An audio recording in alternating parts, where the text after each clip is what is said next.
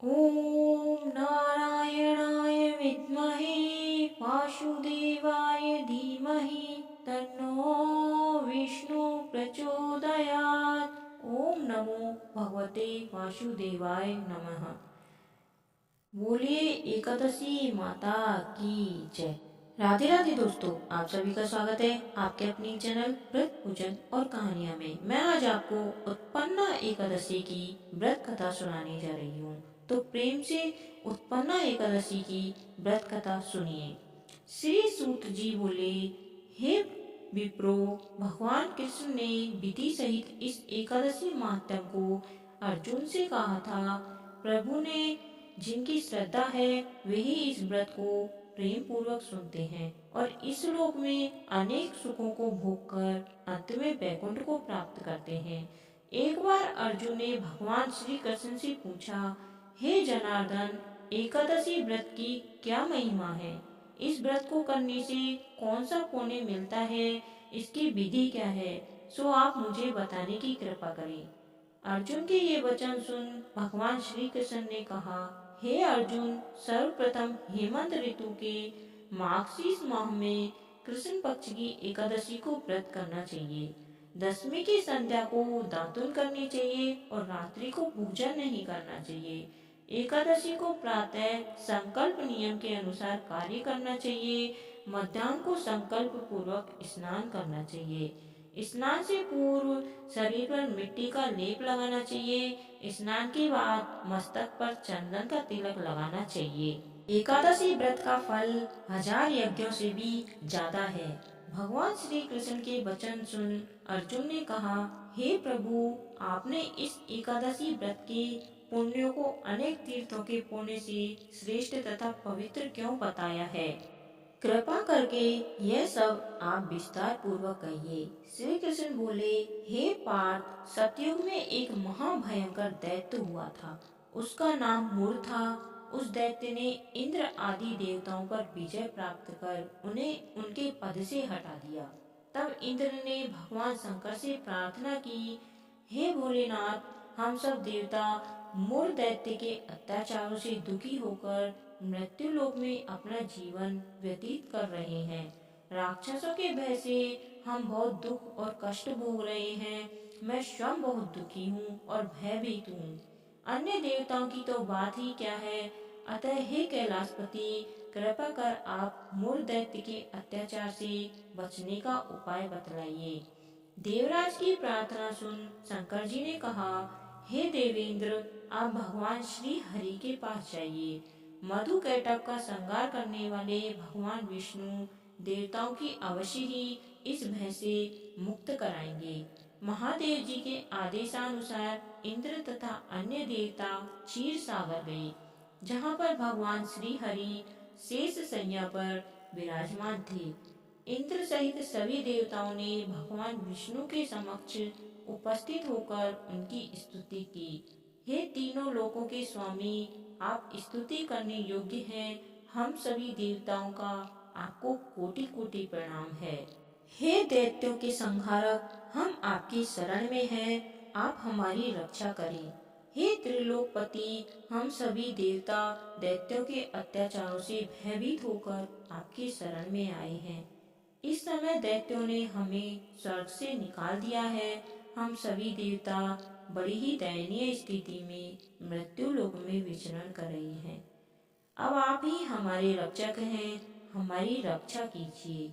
हे कैलाशपति, हे जगन्नाथ, हमारी रक्षा करें। देवताओं की करुण पुकार सुनकर भगवान श्री हरि बोले, हे देवगणों, वह कौन सा दैत्य है जिसने देवताओं की जीत लिया है? आप सभी देवगण किसके भय से पृथ्वी लोक में भटक रहे हैं? क्या वह दैत्य इतना बलवान है जिसने इंद्र सहित सभी देवताओं को जीत लिया है?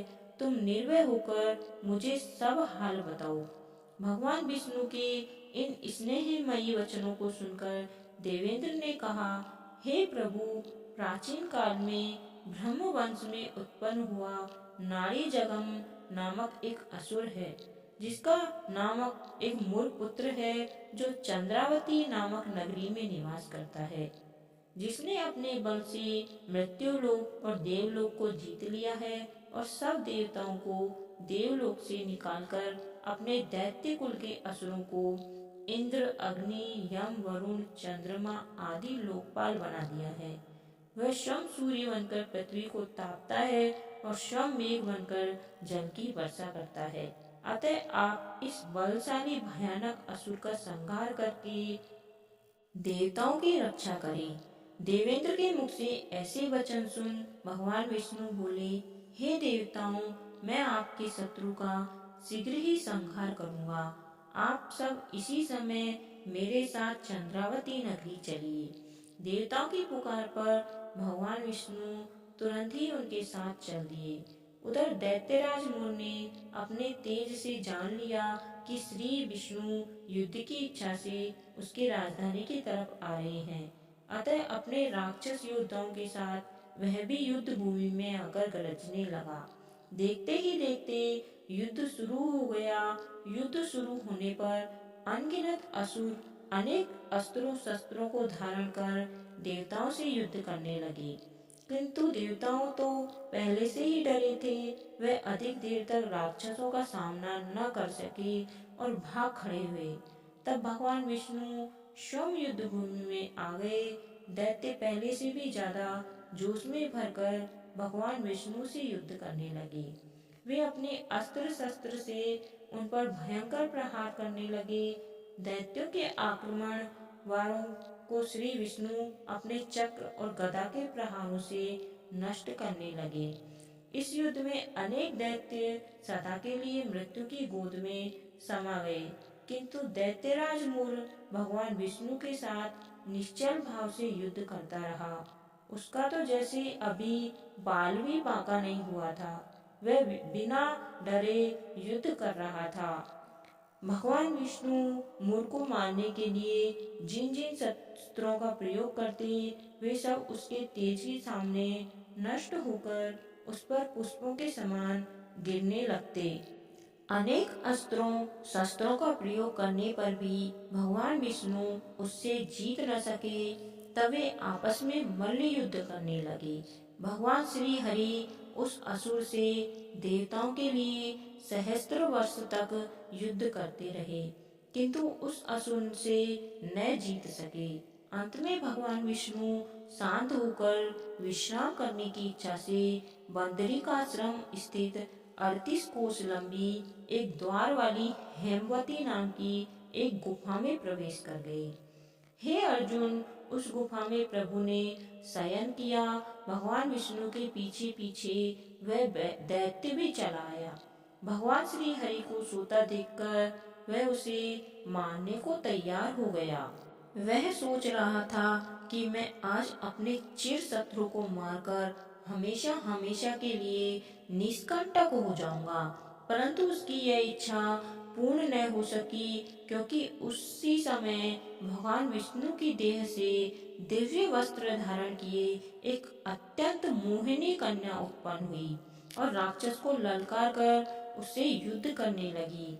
उस कन्या को देखकर राक्षस को घोर आश्चर्य हुआ और वह सोचने लगा कि यह ऐसी दिव्य कन्या कहाँ से उत्पन्न हुई है। और फिर वह असुर उस कन्या से लगातार युद्ध करता रहा।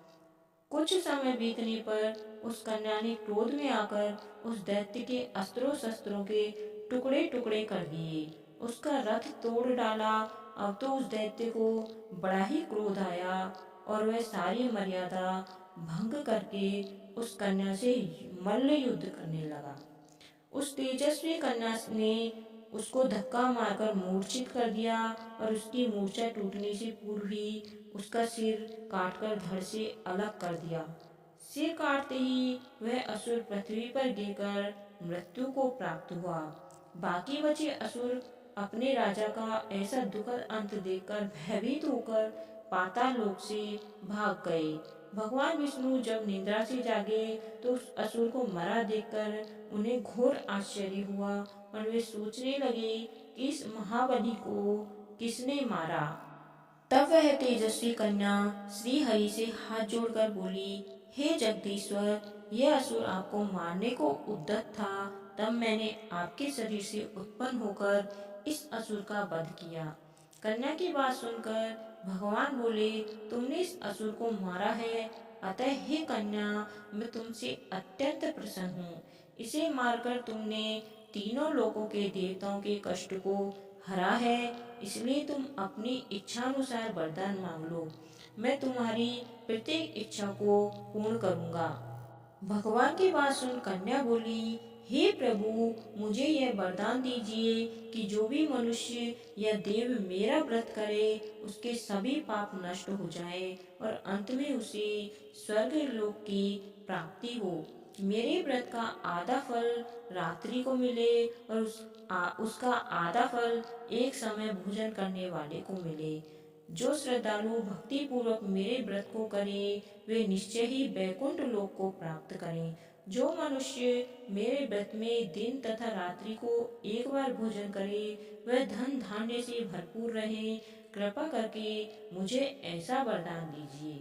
भगवान श्री हरि ने कहा, हे कन्या, ऐसा ही होगा। मेरे और तुम्हारे भक्त एक ही होंगे और अंत में संसार में प्रसिद्धि को प्राप्त होकर मेरे लोक को प्राप्त करेंगे।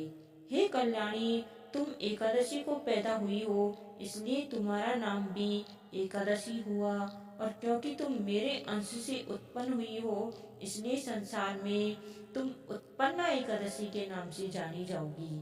तथा जो मनुष्य इस दिन व्रत करेंगे उनके समस्त पाप समूल नष्ट हो जाएंगे।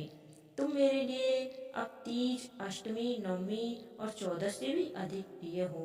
तुम्हारे व्रत का फल सब तीर्थों के फल से भी महान होगा। यह मेरा अकाट्य कथन है। इतना कहकर भगवान श्री हरि उसी स्थान पर अंतर्ध्यान हो गए। श्री कृष्ण ने कहा, हे पांडु पुत्र, एकादशी के व्रत का फल सभी व्रतों व तीर्थों के फल से भी महान है। एकादशी व्रत करने वाले मनुष्यों के शत्रुओं का मैं जड़ से नाश कर देता हूँ और व्रत करने वाले को मोक्ष प्रदान करता हूँ। उन मनुष्यों के जीवन के जो भी कष्ट हैं मैं उन्हें भी दूर कर देता हूँ। अर्थात मुझे अत्यंत प्रिय एकादशी के व्रत को करने वाला प्राणी सभी ओर से निर्भय और सुखी होकर अंत में मोक्ष को प्राप्त करता है। हे कुंती पुत्र, यह मैंने तुम्हें एकादशी की उत्पत्ति के विषय में बताया है। एकादशी व्रत सभी पापों को नष्ट करने वाला और सिद्धि प्रदान करने वाला है। श्रेष्ठ मनुष्यों को दोनों पक्षों की एकादशियों को समान समझना चाहिए, उनमें भेदभाव करना उचित नहीं है। जो मनुष्य एकादशी महात्म्य का श्रवण व पठन करे उन्हें अश्वमेध यज्ञ के समान फल प्राप्त होगा। यह मेरा अकाट्य वचन है।